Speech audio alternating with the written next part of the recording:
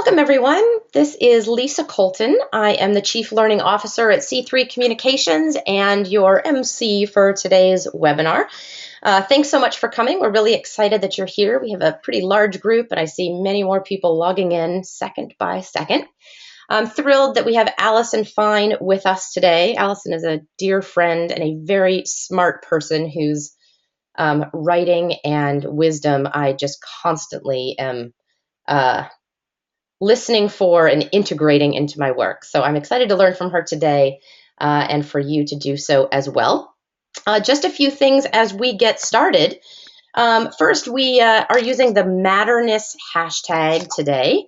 So if you're tweeting or Instagramming or Facebooking or anything else, feel free to use that. I've also put in the chat the Twitter handles for C3 Communications, Allison, and myself if you want to use any of those. We will be taking your questions and comments. Feel free to use the questions tab in your control panel or the chat. Either is fine. Allison will have a few opportunities today for you to chime in, and we really want to hear your voice. So speak up with your own examples and reflections and aha moments, as well as your questions for Allison or for me. The slides and a recording of this webinar will be sent to everyone who registered. So feel free to take notes, but also know that that's all coming your way if you want to revisit anything or share it with any friends or colleagues. So just a word or two about C3 as we get started today. C3 is a digital strategy agency for nonprofits. We do a variety of work ranging from website and app development, online video and documentaries, to communication strategy, social media consulting and training as well. We work with individual organizations as well as with cohorts of organizations, often funded by a foundation or a local association or a national association. So a few of the clients that we've worked with that we'll show you some logos of in a moment are both national and local organizations. If you have any questions about our work or interested in talking about your particular needs, you're welcome to be in touch with me. I'm Lisa at c3.com. And now I would like to introduce Allison Fine, who is a good friend of mine and a collaborator on many different projects, actually. Allison's written a number of books. The first one that I read was Momentum, and it kind of blew my mind. I think I read it cover to cover on a cross-country flight, actually, Allison. I don't know if I've ever told you that. Then she was a co-author of the Networked Nonprofit, a really part of the nonprofit communications and organizational development canon at this point. And most recently, the author of Matterness, Fearless Leadership in a Social World, which is what we're talking about today. Allison presents all sorts of very important and critical ideas in this book, some of which are so simple and profound. And the challenge really is, how do we operationalize that in our work? So I will let her tell you all about that. Allison, thanks so much for being with us. Oh, it's my pleasure, Lisa. It is always a pleasure to have an opportunity to be in conversation with you and with all of our friends here. I see we have a lot of people logged on. And as always, I appreciate your collegiality. Let me start from the beginning of where this particular book came from. I fell into being president of my synagogue about 4 years ago. And as anybody who is, head of a largely volunteer organization knows, you get a congratulations, and then the complaints by email start to pour in. And people are complaining about the doors being locked and their names being misspelled and their thank you notes being late. And then a few months into the position, I got an email from a woman, an elderly woman, who said that she was sick the previous week and nobody had called, even though she didn't tell anybody she was sick. And of course, on the surface of that, it's just an absurd complaint. But then I looked up and picked my head up and looked around, and there were complaints like this everywhere, in every sector, in every kind of company, of these kinds of things that I have up on the screen right now, that, somebody whose reservation at a restaurant isn't held for them, and they just go ballistic. And the feeling like when you walk into the doctor's office and they spend most of their initial attention on your insurance card instead of on you as a person. In an increasingly atomized world out there where we are in databases and we're organized by algorithms, so many people are yelling that they don't matter. And that's exactly what this congregant was doing. Even in her absurd way, she was saying, I've been a member here for 40 years, and it feels like nobody cares about me. And it's not universal that this happens in organizations, but certainly it is universal. And Lisa, we've talked about this a lot, that feeling is just devastating to people, to feel like you don't matter. And I thought maybe we could start, if folks wanted to share any of their experiences like that. I'll kick us off with another one that just happened 2 weeks ago. I had called Verizon. It's so easy to pick on airlines and telecom companies, but, I can't resist either. So I called Verizon and to come fix our internet, and they were supposed to come on a Tuesday, and we got an email that they were coming between 8 a.m. and 8 p.m., and that seemed like an awfully large window to me. So I called them and said, could they make the window narrower so I could leave the house at some point? And they said no. So I did what I do, and I went to Twitter and said, at Verizon, seriously, can't you make this window smaller? And they said, of course we can. And I gave them my phone number, and they said, your window is 3 to 5 p.m. So I said, well, why couldn't you tell me that? And the telephone people couldn't tell me that. And they said, because we're for escalated problems. And I said, there wouldn't be an escalated problem if the telephone people had told me this originally. And it was so striking to me, not just how opaque and uninterested Verizon is in me as a person as opposed to just a check writer, but also in Verizon's view that social media, the purpose of social media is just to quiet people down, not to engage them in any other way. And all of it was enormously disempowering, as frustrating as we know. So Lisa, do you have any experiences when you felt like you don't matter at all? Oh boy. Yeah, you know what my pet peeve Where is to about start, right? mattering is about time, which is similar to yours actually. Like when somebody cancels something, at the last moment or doesn't show up, and then maybe or maybe not apologizes afterwards. Because time for me is very precious. There's a couple others that have come up in the chat and the Q&A. One person said, when people address her by her last name instead of using a first name, which I think is really interesting, right? Like maybe a couple of generations ago, the answer to that would have been exactly vice versa. Who knows? But I feel the same way. When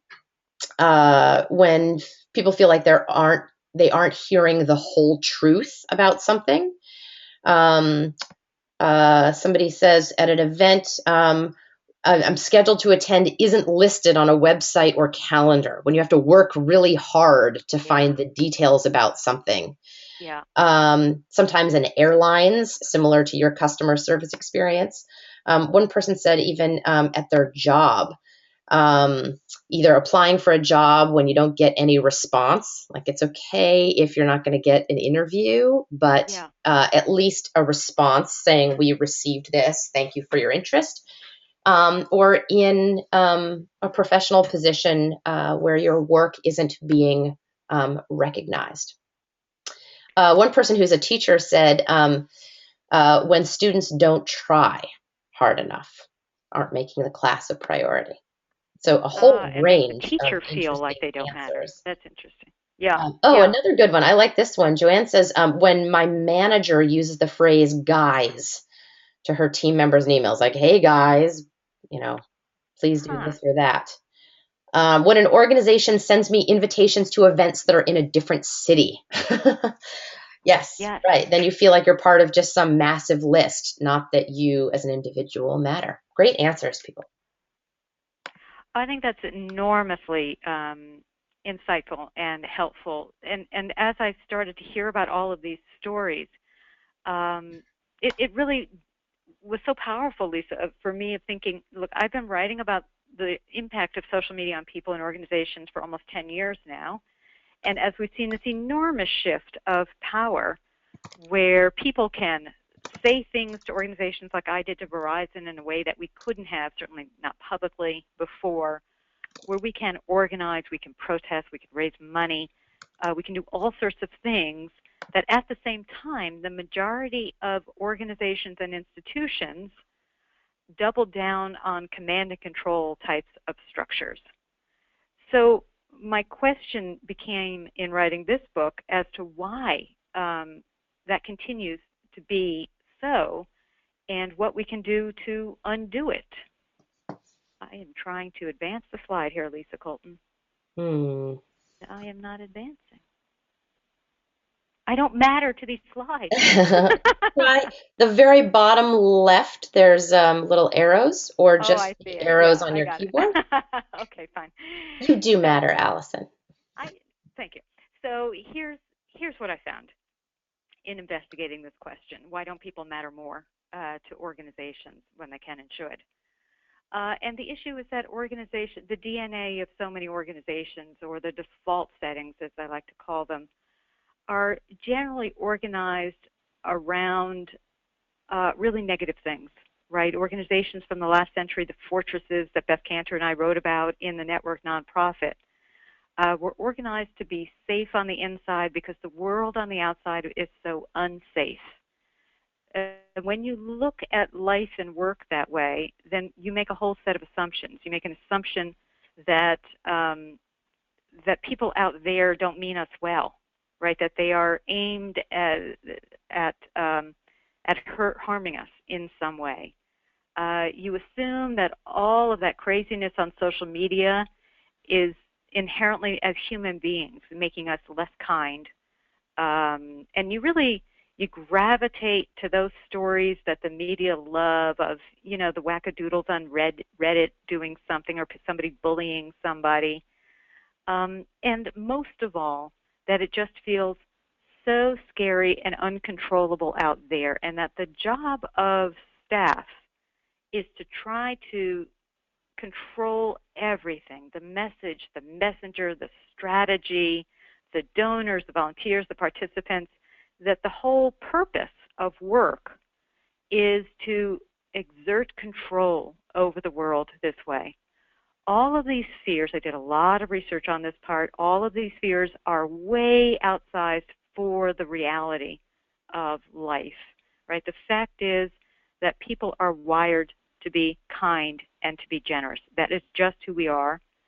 There is no evidence anywhere that social media make us less civil. What it does do is it makes it easier to see a lack of civility, right? We can all watch something bad happen. It doesn't mean that those bad things are happening more often. Take bullying.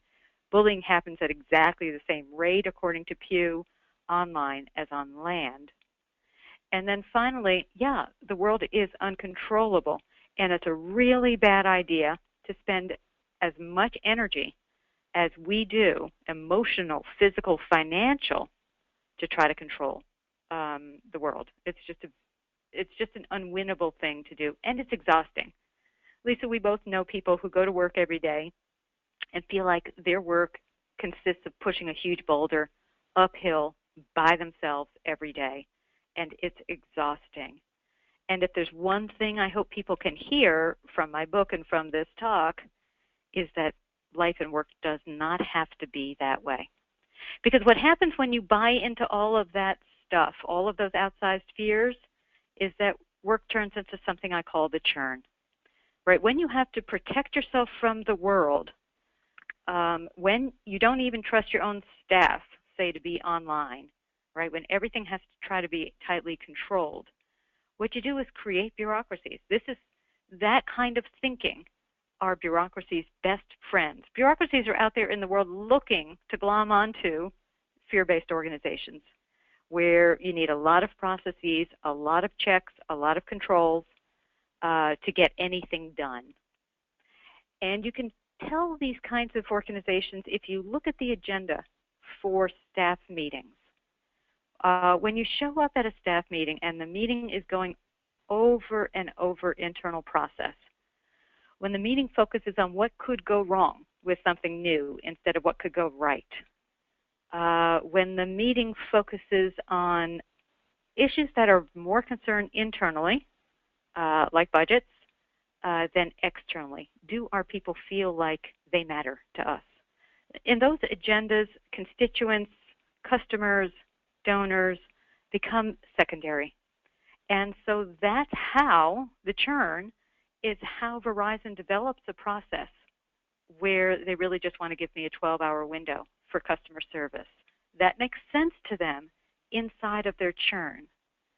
And I can guarantee that for a significant portion of the people on this webinar right now, there are processes that have been created because of your churn that make no sense whatsoever to people on the outside. It's just your internal, jargony process speak that no one else understands. How are we doing so far? Does anybody have any questions? All right. Yeah, I don't see any questions coming in. So go right ahead. And actually, okay, so just to end this portion of the presentation, Lisa, everything I was talking about in terms of being fear-based is really a choice that organizations and people have made that made some sense, maybe, last century, but are not worth the energy that we put into them right now, because there's a cost to being too fearful of the world. The cost of being cut off is that loneliness that we feel. You know, if you've ever worked or been part of an organization that does a lot of programs with members, say, and oftentimes you'll hear those staff people, we're running great programs and nobody is showing up. It's because you're working at people. You're throwing things, messages, programs at them daily. You're using social media as gigantic billboards instead of platforms for conversations. And all you're doing is creating a great big distance between yourself and your constituencies out there. So I won't leave you just with the bad stuff. I have an alternative.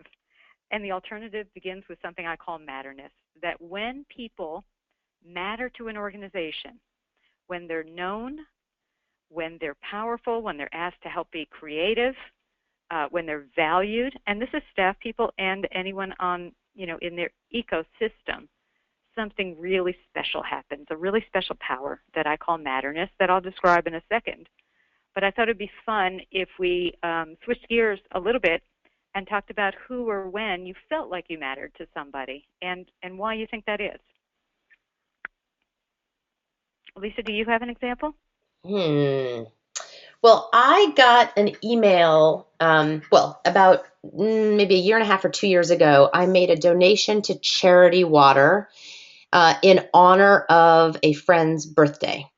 It was actually his daughter's first birthday, so his first child's first birthday. And they wanted to create a culture of, philanthropy and responsibility and teach something to their daughter. And they thought that they would model it by using her first birthday to celebrating her first birthday with a donation. So he just put it on Facebook, a cute picture of his daughter, and said, if you're excited about this, make a donation. So I made a modest donation. And every kind of 6 to 9 months, I get an email from Charity Water that says, this is the 5-year trajectory of the impact of your donation.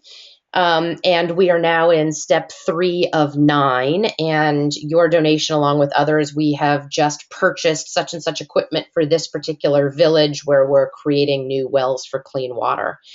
And my $15 donation feels like it is actually changing lives. And I love that I'm sure all those emails are very automated and they have a great database behind the scenes to make it all happen. But it really felt like I mattered towards making a difference there. And think Um, about that in the context, just one quick point, Lisa, of generally what happens with a $25 donation is a very quick thank you, not really heartfelt, and yeah, then a request for more money, right. right? Yeah, and I feel more likely to give to Charity Water more often because I feel like I matter. And I feel like I'm You're a not only person. doing it alone, but with a whole lot of other people because there was transparency there that, there were 2,200 other small gifts that have led to transforming this village. So a bunch of answers coming in. When somebody personally called me to come to an event, that personal touch really Yeah. matters. The first day that I came to work after being hired, there was a sign reserving my parking spot already up. I was Mm, checking in on someone in our organization who had a wrist surgery. She no longer had the cast on. And when I asked her how her wrist was, she was so surprised that I remembered yeah. and asked her about it. Receiving a Christmas card in the mail from an overseas volunteer that I support. Um, Auditioned for a theater competition, and a week later, the teacher sent a thank you with a $5 coffee shop gift card saying, "We appreciated your time and feedback so much." A little thing, but it really made me feel like my half day there really mattered. Um, when a volunteer I support thanks me in person or at an event or sends me a gracious email thanking me for helping them. Oh, sorry, not auditioned, ad, adjudicated. I think that means helped pick people who were auditioning. That's a new vocabulary word for me. Right. So, a lot of examples, Allison, of people who volunteered in small ways and in big ways, and knowing not just that their hours mattered to an institution, but that their hours mattered to other individual people. I think that's just right. There's also another theme that's running through these examples, Lisa, which is that people feel so good when their contributions are acknowledged, Hmm. right? So that when you give, which is a natural thing to do, you feel better, and then you feel better still when it's acknowledged and thanked. Nobody feels like they matter when they take advantage of a discount coupon, Mm. or right, when they've cheated a system somewhere. We don't matter when we take. We matter when we give. Yes, it's true. And it is changing the dynamics, again, the default settings of organizations, to understand how important it is to acknowledge people who have given. And it's amazing to me, traditionally, just what a bad job we've done thanking people. It just became part of the churn, right? It just became part of the big algorithm. So let's talk a little bit about why Matterness can scale now, and then specific parts of it that I hope will resonate with folks. The reason why Matterness is so important right now is because we are working um, largely publicly, wherever we are. Part of what has happened with social media is what used to be inside experiences or private experiences are now public. That means that staff people can make their frustrations known publicly. It means that people who were largely silent before, small dollar donors, volunteers, participants in programs, can share their frustrations. So making sure that we are working with people and not at them is critically important when the world has become so much more transparent. The other thing that is so important about this moment in time, Lisa, is that it's such a critical point of where we are as communities and with technology. We have always worried as people, this goes back to the 18th century. I mean, none of this is new, that technology will suck the humanity out of us. You can go back and read what people were writing about the printing press, and then transportation, trains and factories. And every time there's been a technological leap, there has been an outcry of concern about the state of humanity. And we're another one of those positions now. What makes this one different is because that technology can largely work unseen from us. We don't know how and where our information is being gathered by companies and by the government. It's largely invisible to us. So those are enormous, big forces. That's very scary. And in addition, we know that we are interfacing with a lot of companies like an Amazon or a Google that is organizing us into large databases and treating us as recipients of algorithms, and that's very dehumanizing. But at the same time, Lisa, our very natural tendencies to be generous and kind and to want to share are also on exhibit. That's the part that I gravitate to. When I look at social media, I see far more good than bad. It's just what I had decided to see in the world, hopefully not too Pollyanna-ish.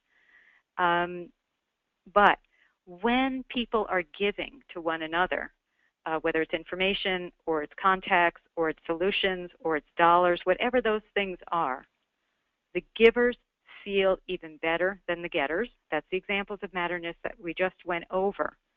And with social media, with working out loud in public, all of that is scalable. That's what makes this so important, right, is that we can take an issue, a cause, an incident, and our goodness can help to scale it immediately. Think about one of the stories that really originally prompted me to write the book was about Karen Klein, the bus monitor outside of Rochester, New York, who was bullied by some teenage boys, verbally, abused, and 3 boys were saying awful things to her, and the lovely 4th boy videotaped it and posted it online. And then this horrible event goes viral.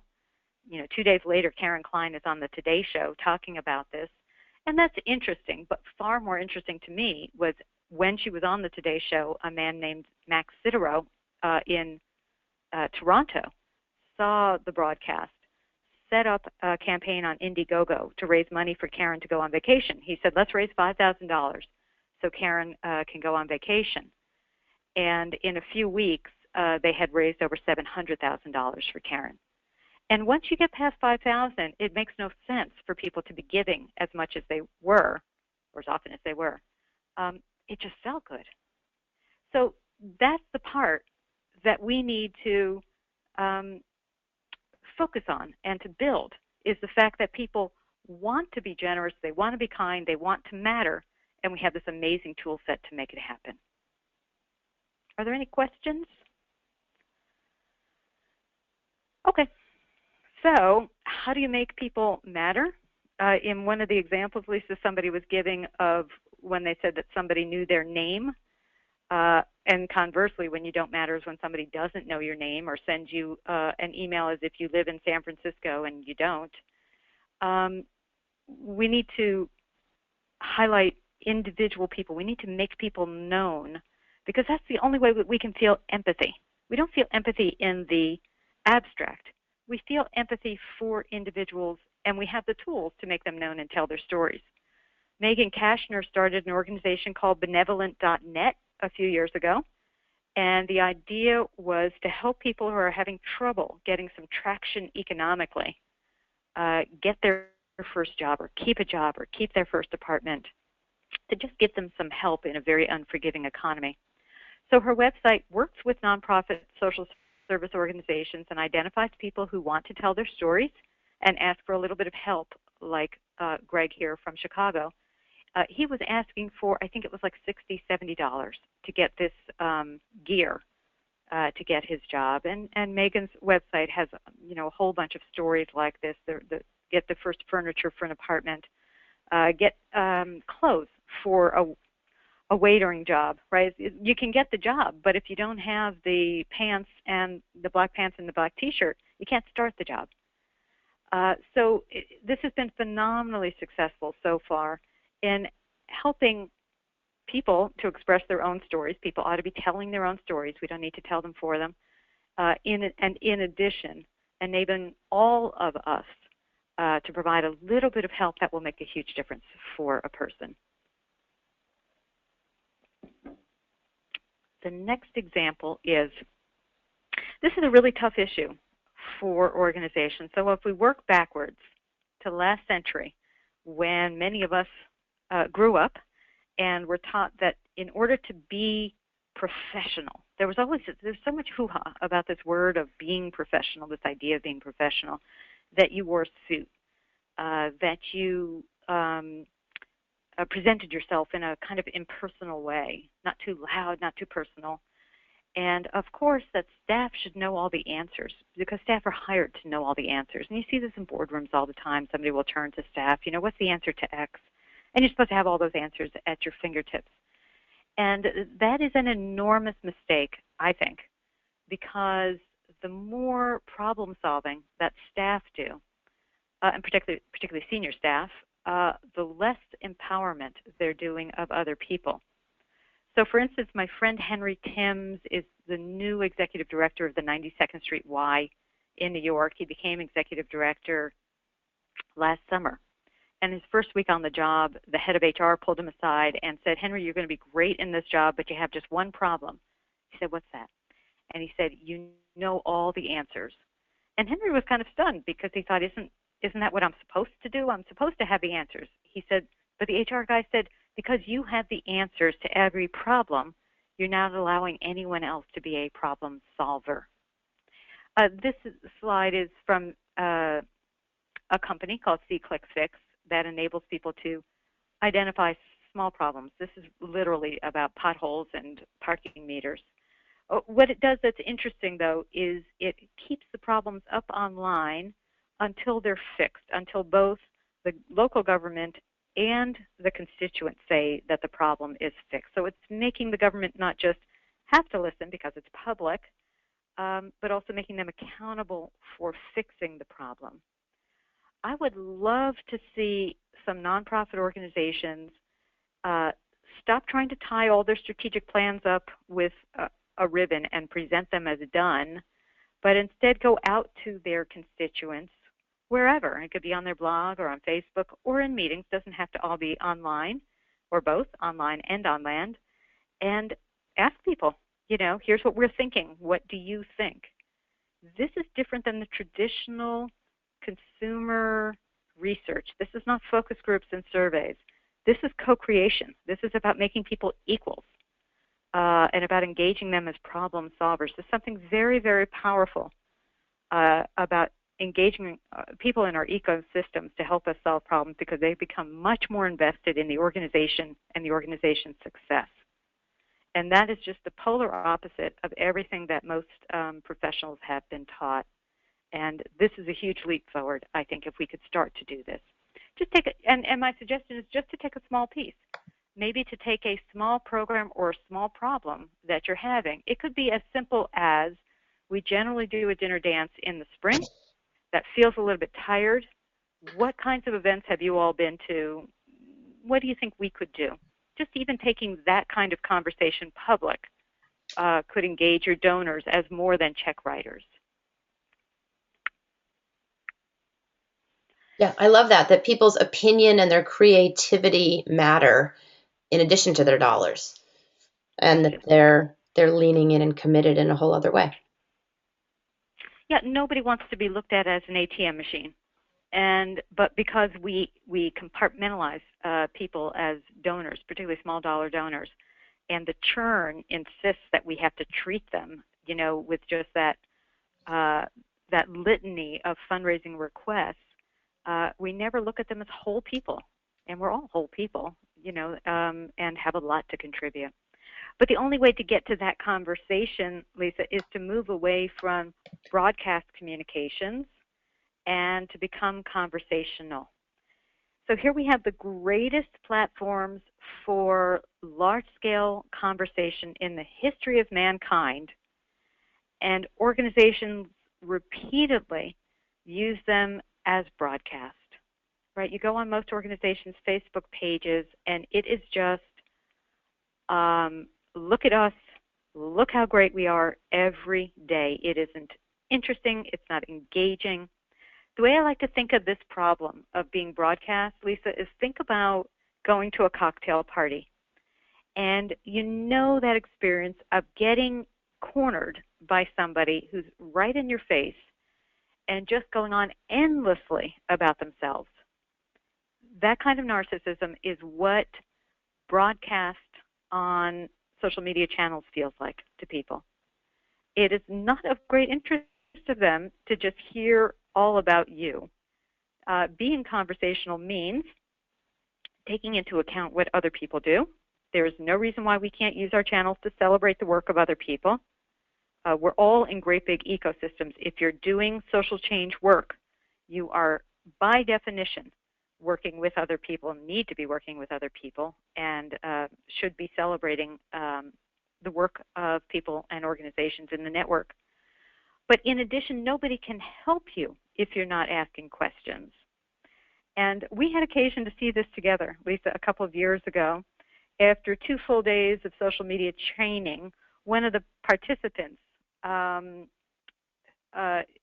who was an independent school director, yelled "Eureka" at the end of the day.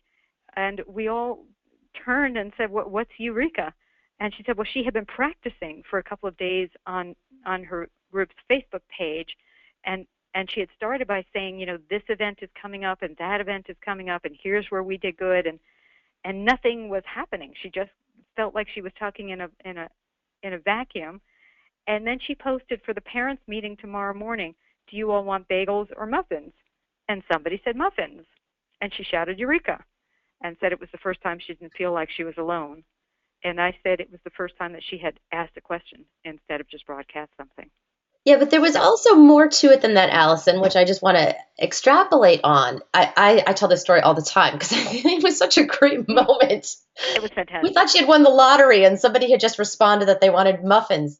But it was a turning point. And what I want to add to your story, partially in response to a bunch of questions that just came in as you were telling this, is that sometimes it's about creating a low barrier to entry that is also relevant and meaningful, right? So prior to that, she had been asking some like big hypothetical, theoretical kinds of questions, which were just too much for people to weigh in on.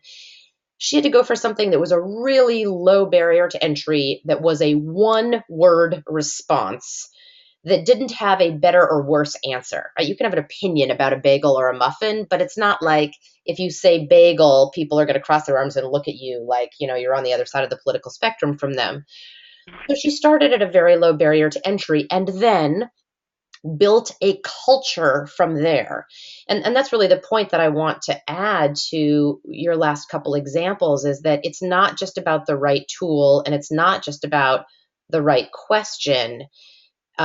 It's building a different culture of working that really impacts so many different parts of an organization. Clearly, the communications is a big, big piece of that. But speaks to more. And with that, I want to just surface a couple of the questions that came up. Some people said, how do you ask for people's input? Is it phone calls or emails or Facebook or whatever? And then the other questions that came in were really about, what if you don't use their idea? Or what if you don't agree with their point of view? How do you ask for and receive input if you're not going to use it? And doesn't that make people feel like they don't matter if you don't use their input? Or what else can you do to not use every piece of input, which is impossible to do, and still help all of those people who contributed feel that they matter? I love that last question, and this is at the heart of the issue of matterness and this book, because the book is a leadership book. A new style of leadership, Lisa, is being facilitative, right? It is the idea of working within a network of people and organizations to make people known and to make them more powerful, making them matter more. That does not mean that you're going out and asking them anything and agreeing to everything. The leadership role here is about setting parameters for people's participation. I have never had been part of a circumstance where people were angry that their idea wasn't included. What they get angry about is not being listened to. That's different, right? So if you're going to engage in conversation, it is your job as the leader to provide context for the people, right? You can't ask them to weigh in on say, a technical issue without giving them some context of what this is about and where it came from and whatever work has been done on it. Otherwise, you're just setting them up to feel stupid. And providing the parameters for it, right? Here are the places where we're asking for your input. And this is what we're going to do with the input. That's the transparency piece. And frankly, here are the things that we don't have the capacity to do right now, right? Maybe we'll do them next year. Maybe we'll talk about, larger donor or capital campaign next year. We don't have the capacity for that. The conversation that we're having right now is about low-dollar fundraising, or it's about planning the spring outing, or whatever that is. You are absolutely allowed and should put parameters about that. And then if somebody weighs in on something off topic, your job as facilitator is to remind people what the ground rules were for this. And like the see, click, fix, the accountability in that conversation is the role of the leader to go back to people and say, this is what happened with your input. We've all had experiences of being very frustrated, of giving input to something that either feels disingenuous, right, because they had no intention of taking my input from the get-go, feels like astroturfing, meaning they're asking about something silly that really doesn't, matter in any way, which is not a good use of my time, or they took it, they made some special sauce in a kitchen somewhere, and just left me behind, left me in the dark as to what happened there. So that's a really important piece that everybody needs to develop, those facilitative skills to be conversational. There was another question I have forgotten, Lisa. Let's see. One of the other questions was just about how to reach out, phone, email, Facebook, whatever. And one other question about, you mentioned a slide or two ago about Megan's website, and somebody just wanted to follow up on that. If you could repeat the website and who Megan is. So it's Megan Kashner, Kashner, at benevolent.net. Awesome. The where to have the conversation, there is no panacea to that. Some groups are having conversation by email and others on Facebook and others on their blog and others in person. It's going to be particular to your organization. I really want to encourage people not to be discouraged. It's going to take some practice to figure out where and how to be conversational. And it's likely your first few tries are going to be you and your best friend. Unless she's busy, then it's just going to be you. And that's okay, because you'll learn something out of that. Think of this as a process of learning how to undo all of those default settings that were keeping us trapped inside. In addition, if you want to invite people into a conversation, I want to encourage you to consider being a little bit more open, a little bit more inclusive than your first instinct might be. Because remember, we're coming from a place of needing and wanting to control everything and everybody. So when thinking about, who should we include in this conversation, go one concentric circle wider than perhaps your first instinct. It can't hurt. People are not sitting waiting to harm you. The much more likely scenario is that you will get silence, not that you will get attacked. And there are groups like Planned Parenthood that are out there on Facebook and Twitter every day doing an amazing job of crowd building and not getting attacked every day. And if they can do it, you certainly can as well. One thing I'll add, Allison, is that I have found places where it's a more public forum actually are more effective for building a wide culture of participation in this way than a private channel. So for sure, a personal email or a personal phone call um, helps people feel that they matter. And yes, you're likely to get some input. I would say a form letter email to your whole list, less so. But places that are more public, like some of the examples that you've shown, or like on Facebook, allows the first couple responders to help establish a culture.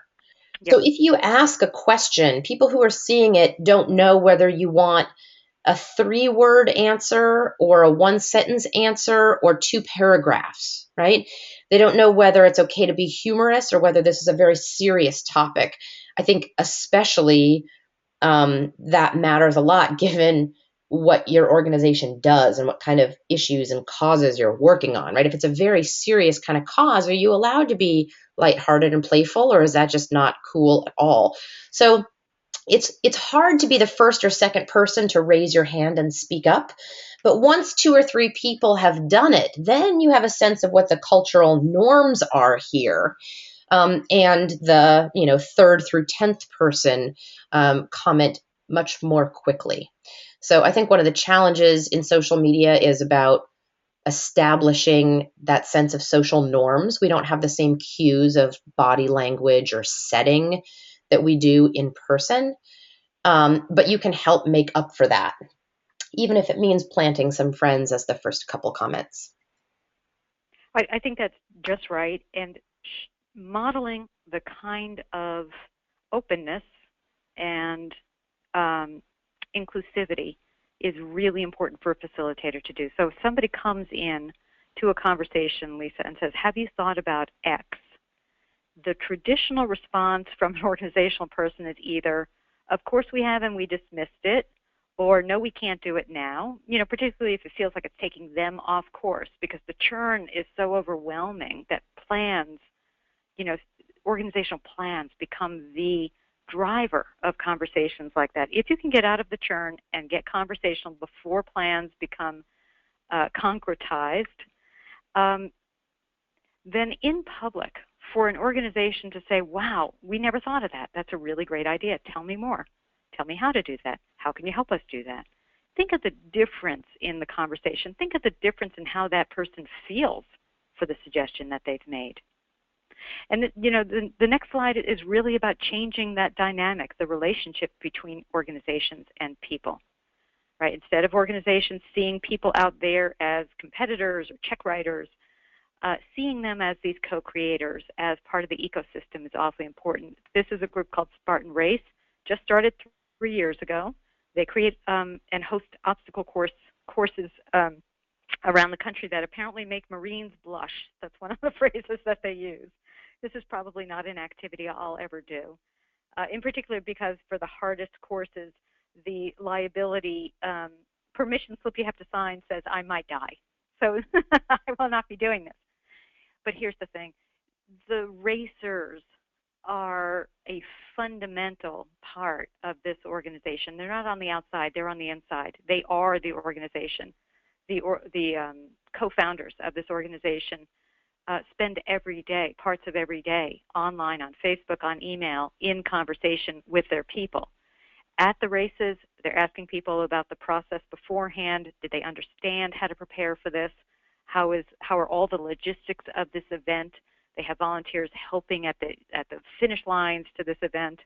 And they are in conversation with their people, particularly on Facebook, every day. After 3 years, I think it's 3 years, that they've been in business, they have 4.5 million followers on Facebook.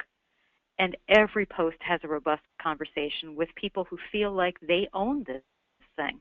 This is not a company doing something at them. This is an event that they all do together. It is phenomenal. And when I look at the causes that are represented on a call like this, an environmental cause or animal cause or like benevolent.org helping people, I think what amazing potential we have to start working with people and stop working at them. Does that make sense? One of the things, this came on earlier when people were talking about when they mattered, that thankfulness came up. And as I mentioned, this is one of the places where the churn has really taken over for organizations. Those standard form letter thank yous really need to go away. If, at the very least, the only thing an organization can do is have somebody handwrite something on the bottom of a thank you note, you could at least do that. But thinking about taking thankfulness public, I think would be a really fun thing for organizations to do in the next year or so. This is a credit union that opened up in Des Moines, Iowa. I happened to be there that day. And they went around town and handed out gift cards to people and videotaped them and put them online. And I thought, oh, this could be so much fun. What if a cause went to where people work who had given a small donation and gave them some balloons, or just hand delivered them a thank you note and put them up online? I know that seems like a lot of energy, but it only seems like a lot of energy if you're captive of the churn. If people are at the center of what you're doing, if being thankful, if making them matter is important, then this becomes a priority. There are all sorts of really fun ways to think about engaging people. Lisa came up with this one yesterday. You know what? I'm going to have you describe it, Lisa, because Death Cab for Cutie is not going to be a topic I'm going to know a lot about. So this is a band, and they've been around for years and years, and recently a member of the band left, and they've brought on two new people. So they're really thinking about fan consistency and keeping momentum in a moment of transition, really. And I think this idea could work at any time, but I think I'm sure that fan engagement was behind some of the strategy here. They're releasing a new album in, I don't know, 6 weeks or so. And their lead singer wrote the lyrics on a huge piece of canvas and then cut up the canvas into a bunch of little squares and mailed the squares to a few dozen people who are part of their fan club, with instructions that they should take a photo of that piece and post it on Instagram with a hashtag. The hashtag is the name of their new album, I think. And they are getting all of these photos coming in. And as each one is uploaded, they're putting it on their website. So if you go to the Death Cab for Cutie website, you'll see of this grid the pieces that are in place. And it's like a decentralized puzzle. And each person who gets it, first of all, feels like they're the greatest fan in the whole world if the lead singer of this band sent them the piece, even if they were chosen at random. But their participation in the campaign matters. They actually possess a puzzle piece that is needed to complete the task. And for everybody else, it's just really fun to follow along and see it come together. So there was an interesting, design of engagement here that's playful, but is also really good at making people matter and publicizing a new record. I think this is just awfully fun. And, one of the things that we lose in our organizations, again, because I think in part we're trying to do too much as staff people, is we lose that sense of fun and celebration. This, to me, when I first saw this, I thought, oh, what a great way to thank a group of volunteers for a project. Let's say you spent a day at Habitat for Humanity, you built a house. There's an enormous sense of camaraderie that comes out of something like that. How fun would it be to get something that you could then, create online and as a celebration of the work that you all did together. And again, I just want to remind people, you can do efforts like this, and you don't have to do, 10 of them a year. You could do this once or twice a year, and you don't have to thank all your small donors with a personal thank you note. By doing that publicly and uploading it and sharing it with the world, you're showing the world what you think of all your small donors by just showing an example of it. So finally, whoops, I went too far. Look, we as a field, as a sector, well, all sectors, we measure what we value. And we tend to measure outputs, a lot of counting of heads and beds, how many people showed up, how many donors do we have, how many members, how many visitors, a lot of counting. We do some outcomes measuring, not a lot. It's really hard. What difference are we making in people's lives, in our clients' lives, or in the world, or in advocacy? What we don't do is we don't ask if we're making other people feel like they matter. We've already shown what an incredibly powerful force this is. But unless and until you're going to ask people how it feels to engage with your organization, you're not going to understand whether you're making them matter and how to make them matter more. You have to explicitly ask the question, what does it feel like when you engage with us? Do we feel like an opaque fortress? Do we feel like Verizon? Do you know how to get in? Is it clear what we do and who does it? Are we using jargon all the time that doesn't make any sense to you? Do you feel thanked? Do you feel like we view you as more than an ATM machine? I can assure you that the surveys that organizations do, like the satisfaction surveys, almost always tend to focus on the organization's process, which means we're back to the churn, right? Did we respond to you in a timely fashion? Was somebody polite on the phone? Did you get the response that you wanted? That's all part of the churn. Did you feel like we cared about you as a person? That's matterness, and that needs to be measured. So just a final look at some of the ways that you can start to build more matterness in your efforts. As Lisa mentioned, this is at its core a fundamental culture shift within organizations. And to do that, we have to understand what's blocking us from doing this, what's scaring us about the world. Why is it when somebody comes in with a new idea that we sit around our conference table and spend hours talking about what could go wrong? Everybody has had the experience of, presenting a new idea to the board or to senior staff and having it shot down without a full airing of it. And that's because the default setting in those organizations is about fearfulness. It is about liability trumping the possibility, the probability that something will go right. I had this happen to me a few weeks ago. I presented an idea to a board, and somebody gave the most outrageous hypothetical scenario of what could go wrong with my idea, that somebody out there could, game our system in this idea. And people started to nod, and I said, hang on. Just because there is the possibility that something could go wrong is not the same as the probability. It's not even close to the probability that most things will go right here. If you're stuck in the possibility that something could go wrong and it's paralyzing, you will never be able to do anything here. And we need those cultures that focus on fearlessness. So here are some questions to start there. You need to have conversation starters, not conversation stoppers. So again, back to the fearfulness. I had spoken to a CEO of one of the largest social service agencies in the country a couple of years ago. He said he couldn't possibly use Twitter. I asked him why. He said because someone will come on to Twitter and tell him that his organization sucks. That was his word. And I said, and then what happens? Because that was the stopper for him, that something bad could happen, so I can't do it. I said, what happens? He said, well, I'm Irish. I would tell them that they suck. And I said, fine, what happens? He goes, my communications people would yell at me and tell me I have to apologize.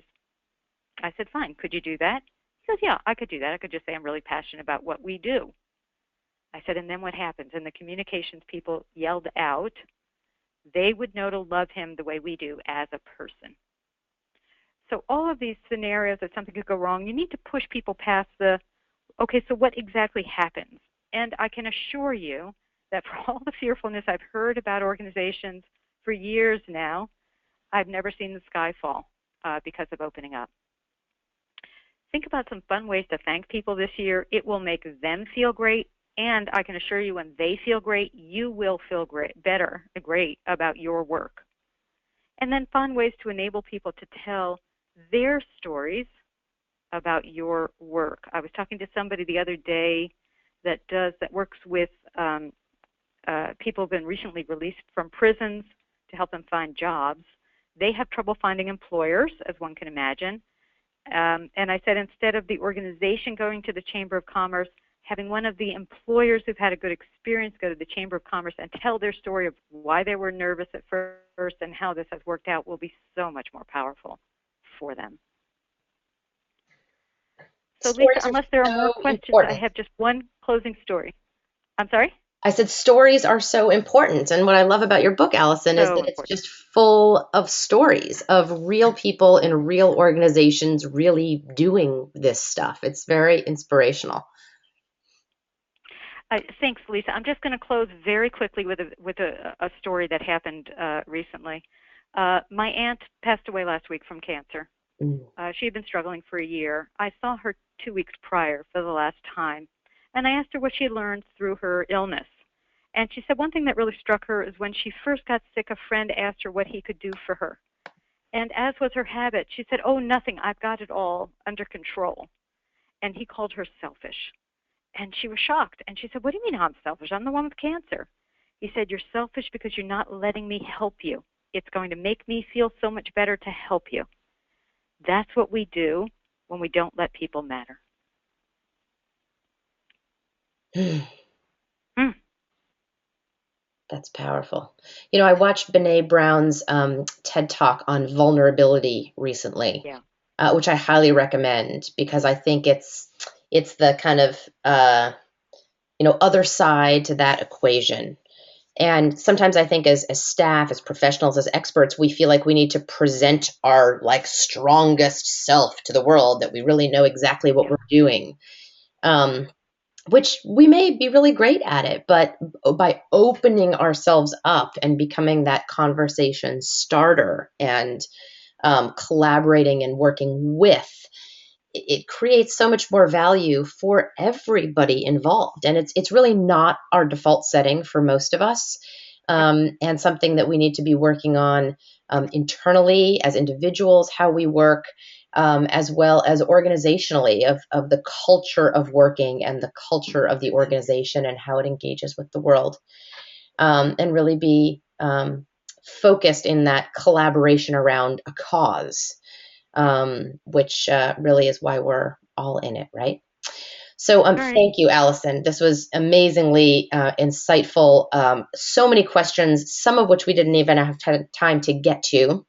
But I will refer you to Allison's website. She also does a great podcast, philanthropy.com. And obviously, she's on Twitter and has provided her email address to you here on the slide. And the book is full of these kinds of examples and storytelling, and lots of clear articulation of what Matterness is and how you can make it happen. So thank you, Allison, so much for being with us today. If you could My advance pleasure. to the last slide, just want to tell people that there's a couple Oh, more sure. opportunities to be learning together and with us. First, we have a webinar coming up on Thursday, February 5th from 1 to 2 Central, 2 to 3 Eastern. With the former Chronicle of Philanthropy managing editor, Peter Penepento, I think I'm saying that correctly, Yep. about really understanding your target audiences and using audience personas to design for them really effectively. And second, if anyone is planning to come to the Nonprofit Technology Conference, which is the first week of March in Austin, Texas, a whole bunch of us will be there, running and participating in many different sessions on storytelling, online video, engagement, organizational development, social media, on and on. And that conference is just a gold mine of knowledge and experience and networking. And if you'll be there, please let us know. We would love to see you in person. Thanks, everyone, for coming, for your questions and your participation. Thank you so much, Allison, for taking the time to share your wisdom with us. And we hope to see you all on a future webinar. Take care, everyone.